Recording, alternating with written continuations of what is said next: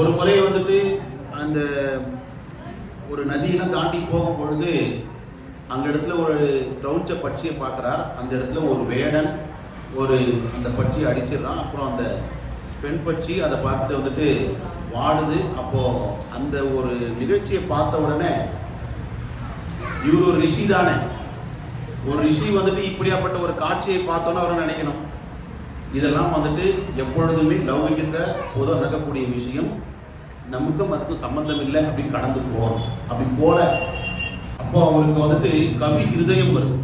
அப்போ அந்த வேடனை பார்த்து சபிக்கிறார், இந்த உலகம் உள்ள வரைக்கும் வந்துட்டு நீ வந்துட்டு சரியில்லை, மங்களமே இல்லாமல் போவாய் அப்படின்னு. நம்ம ஒரு முதல் ஒரு காரியம் தொடங்குறோம், எடுத்த உடனே எந்த மங்களமும் உங்களுக்கு வராது அப்படின்னு இவர் வீட்டுக்கு திருப்பி வர. இதுதான் வந்துட்டு ராமாயணத்துக்கு முதல் தியான ஸ்லோகமாக அந்த இடத்துல அமையும். அப்போ அதுக்கு வேதத்தை யோசிக்கிறார். இப்போ யாராவது ஒருத்தர் யாரையாவது திட்டணும் அப்படின்னு சொன்னா கவிதை பாடிய திட்டுவார். ஒருத்தர் மேல கோபம் வந்துருச்சு, சபிக்கணும், அந்த இடத்துல பாட்டா பாடுறது.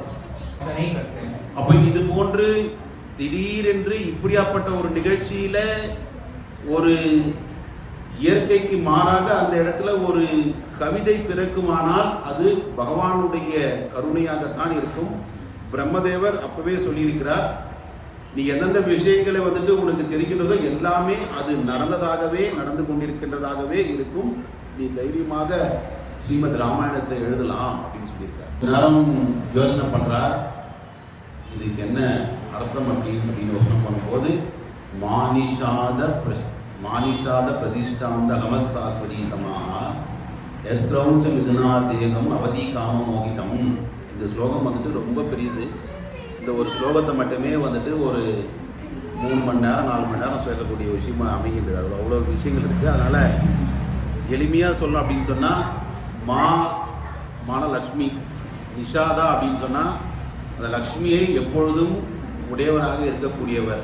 அப்படி மாவை பக்கத்து திரும்பி போட்டோன்னா ஸ்ரீ, இவர் ஸ்ரீ நிவாசா, அப்போ ஸ்ரீனிவாசனுக்கு எப்பொழுதுமே எந்த காலம் கொட்டும் எப்பொழுதுமே மங்களம் உண்டாகட்டும் அப்படின்றது தான் வந்துட்டு அந்த ஸ்லோகத்தினுடைய அர்த்தமாக அமையும். மேலும் தபஸ் சப்தத்தை முதல்ல கொண்டு வர தபஸ்வாத்தியாய நிரதம் தபஸ்வி வாக்வீதாம்பரம் நாரதம் பரிப பிரஷ்ன வால்மீகி முனிபுங்கவம். இது குருக்கு இருக்கக்கூடிய லட்சணமாகவும் அமைகின்றது. எவ்வாறு நாரத மகரிஷி தனக்கு இந்த அற்புதமான ஸ்ரீமத் ராமாயணத்தினுடைய விஷயங்களை இந்த உலகிற்கு அளிக்க வேண்டும் என்பதற்கான ஒரு கருணையை காட்டினார் என்ற விஷயத்தை இங்கு சொல்றார்.